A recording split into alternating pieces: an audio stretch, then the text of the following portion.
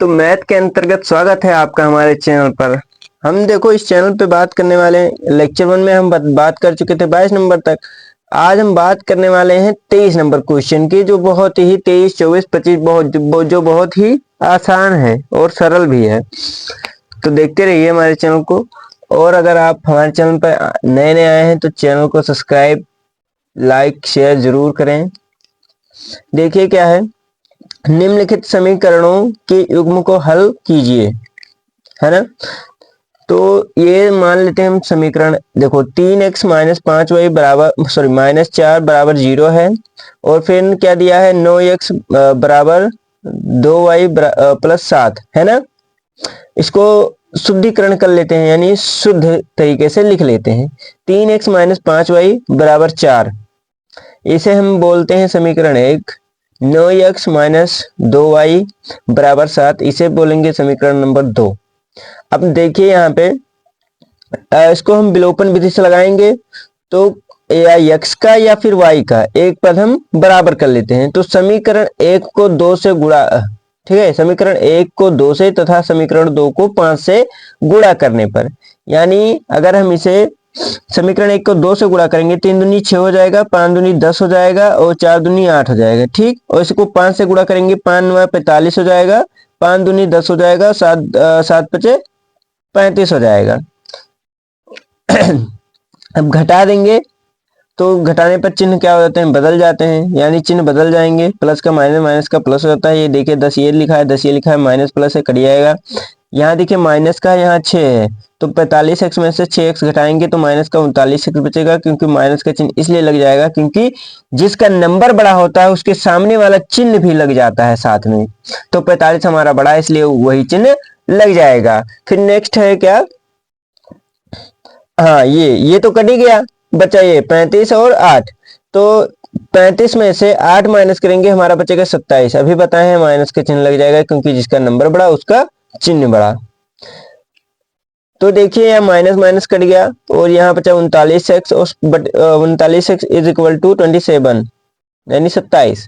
तो x बराबर जो आया 27 बटे 39, कितना है 27 बटे 39। अब 27 को 3 से काट दीजिए, 27 बटे 39 को 3 से काट दीजिए, 3 त्रिका 9 हो जाएगा और 3 एकम 3 और 3 त्रिका 9, यानी 9 त्रिक 27, 9 बटे 13। x बराबर कितना आ गया हमारा, 9 बटे 13। अब x का मान समीकरण 1 में रख दीजिए, x का मान समीकरण 1 में रख दीजिए, यानी यहां रखना है हमें, x का वैल्यू यहां रखना है समीकरण 1 में। अब समीकरण 1 में है 3x, है ना, 3 गुणे x के स्थान पे हमें 9 बटे 13 लिखना है, माइनस 5y बराबर 4 दिया है, ठीक है। 9 त्रिक 27 हो गया, 13 का 13 ही रहेगा, माइनस का 4 रहेगा, क्योंकि इसको इधर ले आएंगे, इसको उधर भेज देंगे, तो ये प्लस में इधर आएगा तो माइनस में हो जाएगा, ये माइनस में उधर जाएगा तो प्लस में हो जाएगा। तो ये अपना कितना निकल के आ गया, 27। 27 माइनस 13 चौके 52, क्रॉस मल्टीप्लाई कर दिए, 27 के नाम 27, 13 चौके 52 बटे 13 हो गया, बराबर का 5y है। और 27 52 में से हम 27 को माइनस करेंगे तो अपना निकल के आएगा कितना, ये अपना निकल के आता है माइनस का 25 बटे 13 बराबर कितना है 5y। 5 से हम काट देंगे 25 को, बचा हम 25, ये y बराबर जो निकल के आएगा माइनस 5 बटे 13, यानी x का वैल्यू कितना है 9 बटे 5 और y का वैल्यू कितना है माइनस 5 बटे 13। अब देखिए प्रश्न संख्या कौन सा है, 23 का, अथवा 2 अंकों की संख्या, 2 अंकों की एक संख्या एवं इसके अंकों को उलटने पर बनी संख्या का योगफल 66 है। कितना है, 66 है। यदि संख्या के अंकों का अंतर 2 हो तो संख्या ज्ञात कीजिए। 2 अंकों की संख्या मान लेते हैं इकाई का अंक क्या है, y है, और दहाई का अंक क्या है, x है, दहाई का अंक x है। तो संख्या जो हमारा बनेगा ये 10x बनेगा। कितना बनेगा, दहाई का अंक dx है यानी 10x हो जाएगा, और इकाई का अंक y है यानी 10x प्लस y, ठीक है। और कह रहा है संख्याओं का अंतर, है ना, संख्या का अंतर, यानी x माइनस y का जो अंतर है वो 2 है। कितना है, 2 है। उसके बाद देखिए 66 एवं इसके अंकों को उलटने पर बनी संख्या का योगफल, यानी इसे समीकरण 1 दे देते हैं। अब देखिए यहाँ संख्या ये है, संख्या कितना है x plus 10x plus Y और प्लस संख्या को पलटने पर 10x के यहाँ तो 10y हो जाएगा प्लस x बराबर कितना दे रखा है 66 दे रखा है ना। ये संख्या को पलटने पर 66 दे रखा है योगफल। अब देखिए यहाँ पे 10 ये है, 10x ये हो जाएगा 11x, 10x 11x हो जाएगा, 11y हो जाएगा, है ना। देखो 10 और x 11 1 और 10 11 ये भी हो जाएगा, यानी 11 को हम कॉमन ले लेते हैं। 11 कॉमन बाहर निकाल देंगे तो x प्लस वाई बचेगा बराबर 66 और 11 छके 66, 11 छके 66, इसको हम यहाँ से काट दे रहे हैं। यहाँ बचेगा कितना x प्लस वाई बराबर 6। इसे हम मान लेते हैं समीकरण तीसरा। कौन सा समीकरण? समीकरण तीसरा मान लेंगे। x माइनस वाई बराबर समीकरण दूसरा मान लेंगे, है ना, क्योंकि ये हमारा समीकरण ये दे रखा था ऑलरेडी, तो हम इसे फिर से मान ले रहे हैं। इसे समीकरण हम मान लेंगे तीसरा। ठीक, अब दोनों को विलोपन विधि से हल कर दीजिए, जोड़ दीजिए, आपस में कट जाएंगे। x 2x हो जाएगा और 6 2 8 हो जाएगा। x बराबर कितना आ गया 4, x बराबर कितना आया 4। अब x का मान समीकरण 3 में रखने पर, x का मान समीकरण आप यहाँ रख दीजिए 3 में, x प्लस वाई बराबर 6, तो x का मान कितना है 4, y प्लस वाई बराबर 6। अब y का वैल्यू हमें ज्ञात करना है। 6 में से हम 4 को माइनस कर देंगे, क्योंकि जब बराबर के उधर जाएगा तो चिन्ह भैया बदल जाता है, प्लस का माइनस हो जाता है, माइनस का प्लस, बार बार ही हम बता रहे हैं। तो y का जो वैल्यू आया 6 में से हम 4 माइनस करेंगे तो y बराबर हमारा आया 2। कितना आया 2। अब संख्या पूछा है, क्या पूछा है? संख्या क्या होगा? तो देखिए संख्या जो आया निकल के संख्या हमारा क्या था 10x प्लस वाई और 10 गुणे 4, y का वैल्यू कितना आया 2, तो ये 10 चौके 40 प्लस 2 यानी 42। संख्या जो निकल के आया हमारा कितना 42। कितना निकल के आया 42। एक बार फिर से देख लीजिए और नेक्स्ट प्रश्न देखिए। देखिए यहाँ पे ये रहा। चलो एक सरसरी नजर हो जाए हमको तुमसे, है ना। ये देखिए यहाँ पे हमारा निकल के आ गया 42। ठीक, अब नेक्स्ट प्रश्न देखो क्या है। नेक्स्ट प्रश्न ये दोनों तो खत्म हो गया। अब 24 नंबर देखिए। एक मंदिर की ऊंचाई 15 मीटर है। एक मंदिर की जो ऊंचाई है वो कितना है 15 मीटर है। अब मंदिर के शीर्ष से सड़क के दूसरी ओर बने भवन के शीर्ष का उन्नयन कोण जो है 30 डिग्री है, 30 अंश है, तथा भवन के पाद का अवनमन कोण 45 है। सिद्ध कीजिए भवन की ऊंचाई, हमें सिद्ध करना है भवन की ऊंचाई 5 ब्रैकेट 3 प्लस रूट 3 मीटर है। सिद्ध करना है तो इसका आंसर ऑलरेडी दिया रहता है। देखिए ये हम मान लेते हैं क्या, ये एक भवन है और ये एक मंदिर है। अब मंदिर के शीर्ष से भवन के शीर्ष को देखने पर 30 डिग्री का कोण बनाता है। कितने डिग्री का 30 डिग्री का कोण बनाता है। अब मंदिर के शीर्ष से, है ना, मंदिर के शीर्ष से सड़क की दूसरी ओर बने भवन के शीर्ष का उन्नयन कोण 30 है, तथा भवन के पाद का अवनमन कोण, यानी भवन के पाद का जो अवनमन कोण है इस मंदिर से यहां से देखने पर वो कितना बना रहा है 45 का बना रहा है। कितने का 45 का। यानी अगर ये 45 होगा तो ये भी 45 का ही होगा।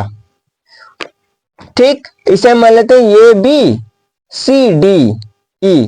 और जो इसकी ऊंचाई दे रखा है, किसकी ऊंचाई है, ये मंदिर की ऊंचाई है। कितना है ये 15 मीटर दे रखा है ना मंदिर की ऊंचाई। अगर ये 15 है तो ये भी 15 ही होगा, है ना। कितना होगा 15 होगा। और ये हम इसकी जो ऊंचाई यहां मान लेते हैं h। क्या मान लेते हैं h। अब देखिए यहां पे माना बी और डी एक भवन है तथा ये ई एक मंदिर है। समकोण त्रिभुज बी ये ई समकोण त्रिभुज बी ए ई में tan 45 का निकालेंगे। tan 45 बराबर हमारा क्या होता है, साइन थीटा ओ लंब लाल बटे कक्का आपने पढ़ा होगा, LAL लाल बटे कक्का है ना, यानी साइन कोस टेन। टेन का मतलब होता है लंब बटे आधार। लंब हमारा कितना दे रखा है, 15 दे रखा है। आधार कितना है, यक्स है। आधार कितना है, यक्स है। तो tan 45 का जो वैल्यू होता है वो 1 होता है, और लंब बटे आधार 15 बटे यक्स। यक्स का गुणा यक्स से करेंगे, यक्स का गुणा तो यक्स निकल के आएगा, और इसका 15, यानी यक्स बराबर जो हमारा निकल के आएगा वो 15 निकल के आएगा। अब नेक्स्ट है समकोण ये सी डी, ये सी सॉरी ए सी डी नहीं, ई सी डी। समकोण त्रिभुज ई सी डी, ई सी डी, इसमें क्या क्या दिया है, लंब बटे आधार, यानी tan 30 ही लगेगा। tan 30 का लंब कितना है, h है, x के आधार कितना है, x है। तो tan 30 का जो मान निकल के आया वो 1√3 आया है ना, 1/√3। और h का वैल्यू ज्ञात नहीं था, और x का वैल्यू अभी हम ज्ञात किए हैं, x बराबर 15।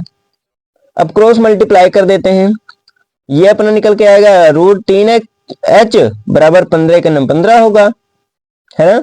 h बराबर जो निकल के आएगा 15√3, ये गुणे में इधर आएगा बटे में हो जाएगा, परमीकरण कर दीजिए, ये निकल के आ जाएगा 15√3, और ये √3 गुणे √3 बराबर 3 आ जाएगा। h बराबर जो हमारा निकल के आएगा, काट दीजिए 3 से, 5 3 15 हो जाएगा, 5√3, 5√3। h का मान इतना निकल के आ गया। अब मकान की ऊंचाई, मकान की हमें ऊंचाई ज्ञात करनी है, यानी भवन जो दिया था उसकी हमें जो ऊंचाई ज्ञात करनी है, तो ये 15 है, ये h है, यानी 15 प्लस h। मकान की जो ऊंचाई होगी h प्लस 15, कितना होगा, h प्लस 15। तो h का वैल्यू आया 5√3, और 15 तो दे रखा है। अब 5 कॉमन ले लेते हैं, √3 बचेगा, 5 3 15, यानी ये हमारा मीटर निकल के आ गया, इतना मीटर। यही हमें क्या करना था, प्रूफ करना था। आप देख लीजिए, यही हमें प्रूफ करना था, और हमने प्रूफ भी कर दिया। ठीक, अब देखिए किसका 24 का, अथवा एक भवन के शीर्ष से एक मीनार के शीर्ष का उन्नयन कोण 60 डिग्री है। कितना है, 60 डिग्री है। भवन के शीर्ष से मीनार के पाद का अवनमन कोण 45 अंश है। यदि मीनार की ऊंचाई 40 मीटर है तो सिद्ध कीजिए भवन की ऊंचाई 20 ब्रैकेट √3 - 1 मीटर है। कितना मीटर, 1 मीटर है। अब देख लीजिए, यहाँ पे हम फिगर ऑलरेडी बनाए हुए हैं, और अगर आप हमारे चैनल पर नए आए हैं तो भैया सब्सक्राइब कर लीजिए, लाइक शेयर कर लीजिए, ताकि आपके थ्रू हमारा भी थोड़ा बहुत भला हो जाए। आपका तो, अगर आप हमारे चैनल पे आए हैं तो भला तो होगा ही। क्या है, एक भवन के शीर्ष, यानी ये हमारा क्या है, ये हमारा मीनार है, और ये हमारा क्या है, भवन है।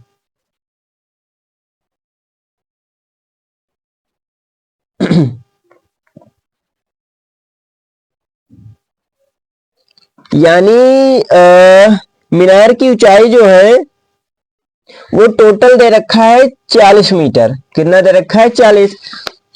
और भवन की ऊंचाई h है, तो इसकी भी ऊंचाई h होगी, और इसकी ऊंचाई यानी 40 - h है ना, 40 - h। और इसके शीर्ष से यहां देखने पर 60 डिग्री का उन्नयन कोण बनाता है। कितने डिग्री का, 60 डिग्री का। भवन के शीर्ष से मीनार के पाद का अवनमन कोण, यानी भवन के शीर्ष से मीनार के पाद का जो अवनमन कोण है वो कितना है, 45 डिग्री है। कितना है, 45 डिग्री। तो इसको मान लेंगे x हो जाएगा, है ना। अब देखिए, माना BD एक मीनार है, B और D एक मीनार है, और AE एक भवन है, AE और एक भवन है। समकोण BAE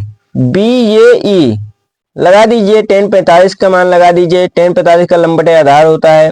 लंब कितना है, लंब दे रखा है h और x दे रखा है, यानी tan 45 का मान 1 हो गया, यानी x बराबर h मीटर, x बराबर h मीटर। अब समकोण देखिए ECD में tan 60 का मान लगाइए, क्योंकि 60 दिया है कोण, थीटा का जो वैल्यू दे रखा है वो 60 दे रखा है, तो tan 60 बराबर जो आएगा 40 माइनस लंब कितना है 40 माइनस h और आधार कितना है x। tan 60 40 माइनस h बटे दोनों आपस में बराबर हैं तो h हो जाएगा, x का मान कितना h ही दे रखा है, तो tan 60 का मान होगा √3/1 और ये तो दिया ही है, इसको क्रॉस मल्टीप्लाई कर दीजिए, ये हो जाएगा √3h बराबर 40 माइनस h।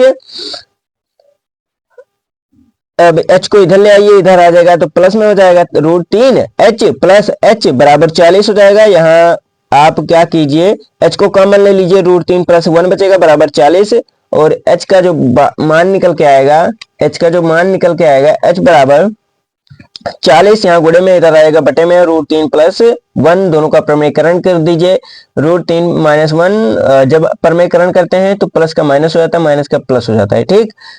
√3 माइनस का 1। अब देखिए ये तो कितना निकल के आएगा, 40 ब्रेकर √3 माइनस 1 आ गया और ये निकल के आया a माइनस बी का whole square, a square minus B square है ना, यानी एक बार प्लस है एक बार माइनस है, तो निकल के आ जाएगा 3 रूट का कितना हो जाएगा 3 हो जाएगा और 1 का तो 1 ही रहेगा और इसको घटाएंगे तो 2 बचेगा और काट देंगे हम, 2 दूना 40 हो जाएगा, यहाँ बचेगा क्या 20 √3 माइनस का 1, यही हमें क्या करना था, प्रूफ करना था। आप देख सकते हैं सामने है आपके, है ना। अब क्वेश्चन नंबर 25 देखिए, 25 क्या है, एक ठोस एक शंकु का के आकार का है जो एक समान आधार त्रिज्या के अर्धगोले पर अध्यारोपित है। यदि अर्धगोले का वक्र पृष्ठ तथा शंकु का वक्र पृष्ठ समान हो तो शंकु की त्रिज्या और ऊंचाई का अनुपात ज्ञात कीजिए। बहुत आसान है, देखिए अर्धगोले पर एक शंकु भैया क्या है, अध्यारोपित है। ये देखिए अर्धगोला है, इस पर शंकु क्या है, अध्यारोपित है।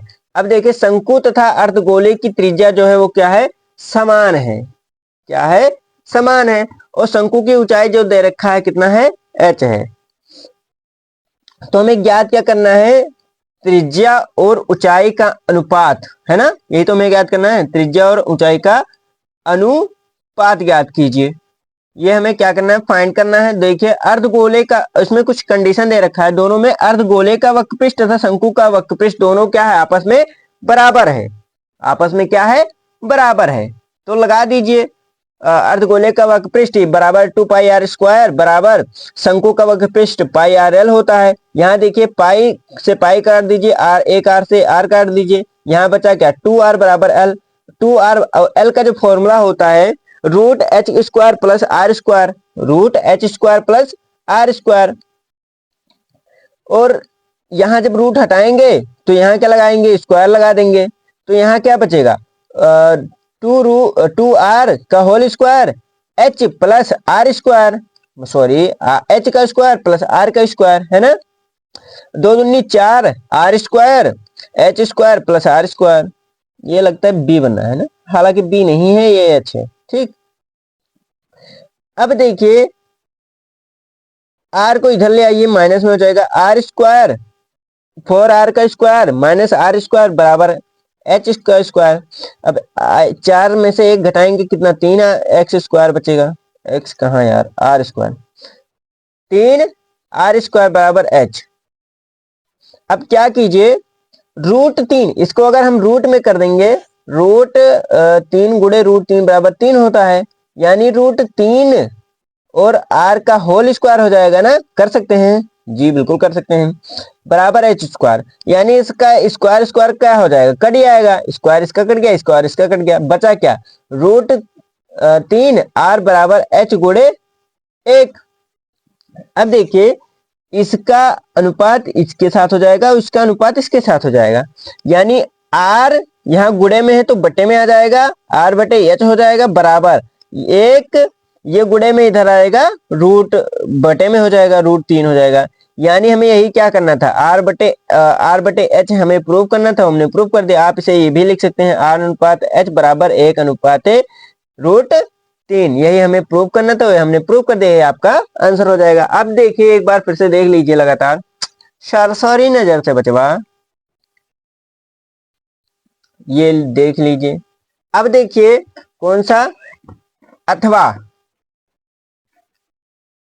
क्या है अथवा में भैया, एक नहीं 21 सेंटीमीटर त्रिज्या वाले एक वृत्त का चाप केंद्र पर 60 अंश का कोण अंतरित करता है। चाप द्वारा बनाए गए त्रिज्यखंड का क्षेत्रफल ज्ञात कीजिए।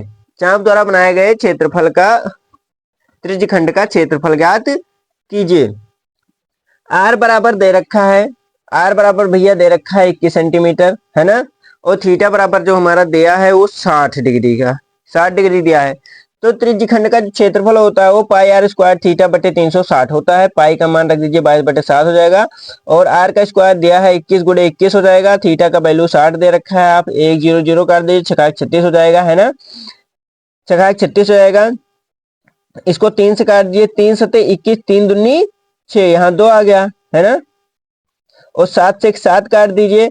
हम फिर काट देंगे 2 से, 2 ग्रहियम 11 दूना 22 हो गया, 2 से काट देंगे इसको, ठीक। ये अपना क्या बचा, 11 × 21, 11 × 21, बाकी सब तो कट ही गया। और 11 × 21 को जब गुणा करेंगे तो 11 का नम 11, 1 है ना, 1 बचा, और 11 दूना 22 हो 1 23, 11 दूना 22 हो 1 23, यानी 231 वर्ग सेंटीमीटर। बहुत ही आसान था भैया, और 6 नंबर में दे रखा था।